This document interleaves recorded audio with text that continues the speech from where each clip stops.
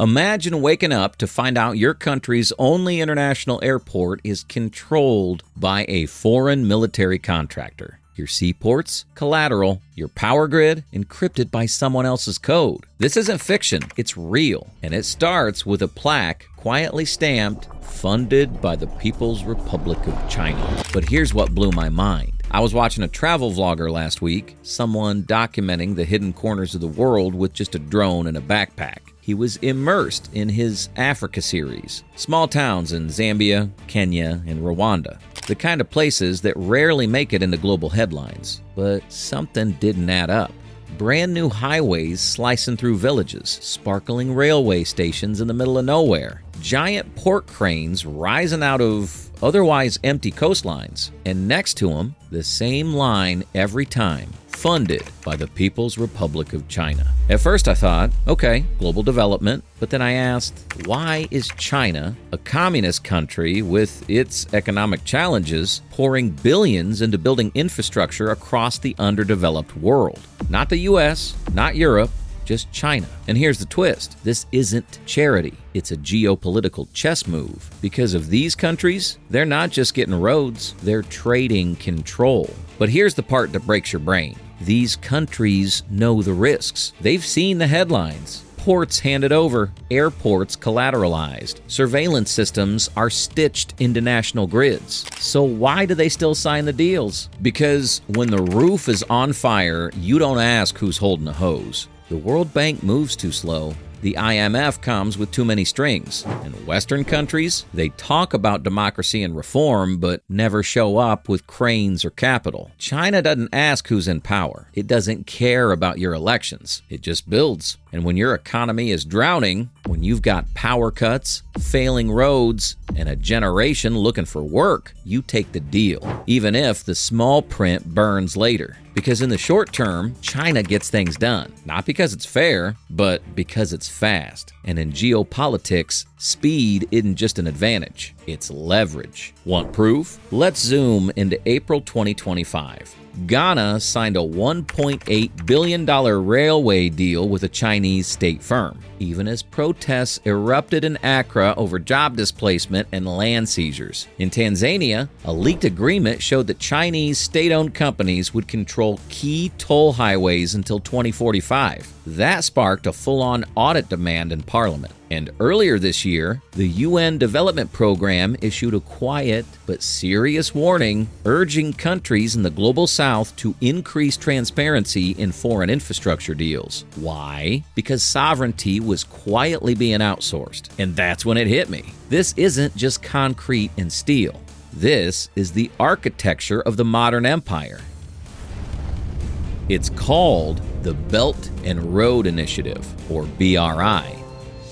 And it's China's trillion-dollar blueprint to buy influence without firing a single bullet. But before we tear it apart, let's understand how China frames the Belt and Road itself. Back in 2013, President Xi Jinping gave two landmark speeches, one in Kazakhstan, one in Indonesia, calling for a new era of regional cooperation. In Kazakhstan, he proposed the Silk Road economic belt, linking China to Central Asia and Europe. In Indonesia, he introduced the 21st century Maritime Silk Road, boosting sea trade routes from Southeast Asia to Africa. These weren't throwaway lines. They were the opening notes of China's most ambitious foreign policy move in modern history. By 2015, China had a formal blueprint, a white paper called Vision and Actions on Jointly Building the Silk Road Economic Belt and the 21st Century Maritime Silk Road. The language was glowing.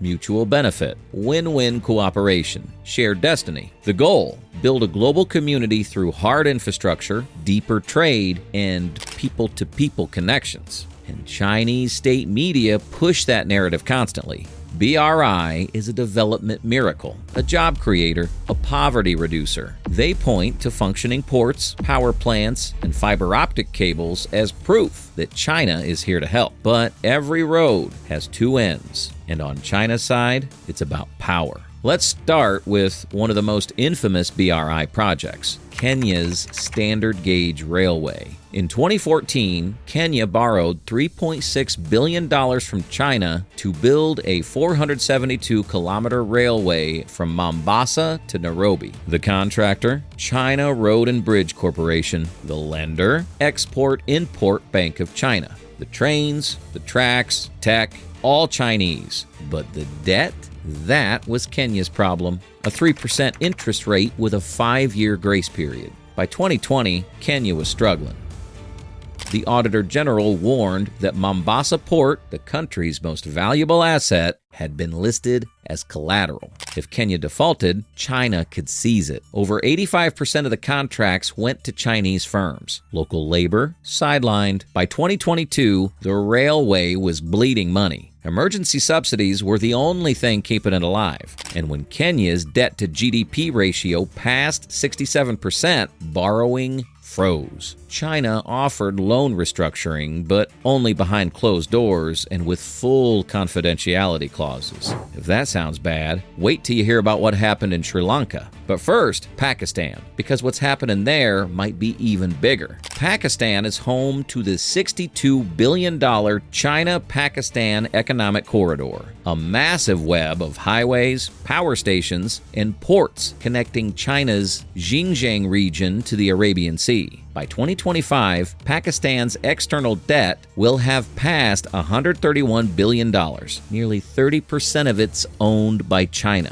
Gwadar Port is now under Chinese management. Local fishermen have been pushed out. Chinese surveillance systems, Chinese security forces, Chinese-built communications, all operating within a Pakistani port. In 2024, Pakistan asked for a $2 billion debt rollover. China said yes, but only if they greenlit a new wave of Huawei digital infrastructure. This isn't development. This is a redesign, a reprogramming of sovereignty. Now, Sri Lanka. In 2010, Sri Lanka borrowed $1.3 billion from China to build Hambantota Port, a passion project for then-President Rajapaksa. But the port failed commercially. By 2017, Sri Lanka couldn't repay, and that's when China Merchants Port Holdings took control under a 99-year lease, along with 15,000 acres of land. This wasn't a handover. It was a foreclosure disguised as a foreign investment. By 2024, protests erupted across Colombo. One MP summed it up perfectly. We built a port to invite trade. What we got was a Chinese enclave. But ports aren't the only prize. Let's talk bases. Zoom in on Djibouti. China's first overseas military base is just a few miles from the U.S. AFRICOM Command Center. That base exists because China built Djibouti's ports, railways, and water systems through BRI. Today, Djibouti owes over 70% of its GDP to China. In 2024, leaked documents revealed that China now has exclusive rights to expand its naval footprint there until 2049. From roads to radar, this isn't diplomacy, it's deployment. The West watched it happen and did nothing. Laos tells a similar story. It's a China-financed railway that cost $6 billion and has pushed public debt above 88% of GDP. Chinese firms now control land and custom revenues near key stations. In 2025, Laos began negotiating a debt for equity swap, essentially trading national territory for debt relief. In Montenegro, China built a $1 billion highway, a highway that connects to absolutely nothing. Just a 41-kilometer stretch that dead ends in the mountains. Montenegro's GDP, barely $6 billion. In 2021, they defaulted on early payments. By 2024, they accepted EU mediation, but not before handing out new tourism and logistics deals to Chinese state firms. But this isn't just about roads, it's about resources. Ecuador made a different deal. Oil for infrastructure. China loaned billions for dams and roads, and Ecuador pledged up to 90% of its oil exports to Chinese buyers. But the Coca-Cola Sinclair Dam, built by Sina Hydro, developed over 7,000 cracks. In 2024, Ecuador's own audit office flagged over $2 billion in irregularities across Chinese-led projects. Now it's not just roads cracking, it's trust. Uganda, same same game. A 2021 leaked contract showed that if Uganda defaulted on a $200 million Chinese loan, Beijing could seize control of the country's main airport, fuel reserves, air traffic systems, and even terminal profits. In 2025, reports surfaced that Chinese firms were quietly pushing to activate those clauses. Riots followed. In Panama, Chinese state firms now operate terminals at both ends of the Panama Canal. In 2024, China reopened negotiations with Nicaragua to build a second canal, one that would bypass U.S.-controlled waters entirely. Washington labeled it a strategic threat. Meanwhile, in Argentina, a 2024 BRI deal sparked outrage. The government signed a $3.1 billion agreement with China National Nuclear Corporation to build a new nuclear plant. 78% of the contracts went to Chinese firms. The loan was pegged to the Chinese yuan. Environmental groups raised alarms. Labor unions protested being excluded, and a leaked clause revealed that Argentina couldn't even source equipment locally, even if it was cheaper. In 2025, the contract moved forward anyway. China warned that backing out could trigger penalties and block future trade access. But while the world watches cranes and cables, China's already rewired something deeper. Welcome to the digital Silk Road. Huawei and ZTE now provide telecom infrastructure to over 70 countries. Beidou, China's answer to GPS, is replacing Western systems in Asia and Africa. In Gwadar, Chinese firms installed facial recognition systems. In Kenya, they demanded toll road user data. In 2025, cybersecurity teams uncovered backdoors inside Digital Silk Road software, sparking global panic over surveillance and data siphoning.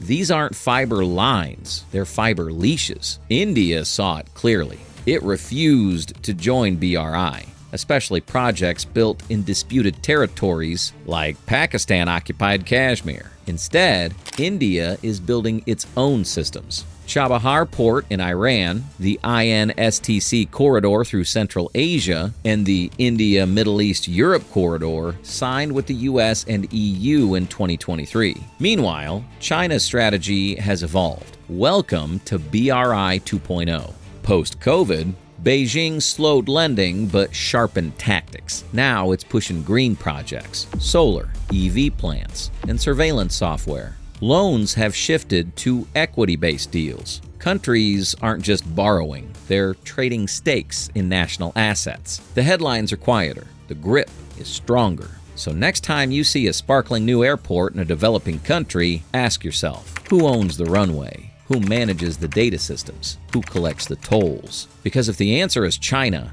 it's not infrastructure, it's leverage. And the West? Still stuck debating feasibility reports. In ancient empires, roads were built to expand borders. Today, China builds roads to shrink yours. They're not laying cables, they're laying claims. They're not just funding growth, they're outsourcing sovereignty. The Belt and Road doesn't just connect economies, it rewires them, with China holding the switch. And if you think this is where it ends, wait till you see how China is using the same playbook in outer space, global telecom, and underwater internet cables. That's in the next deep dive.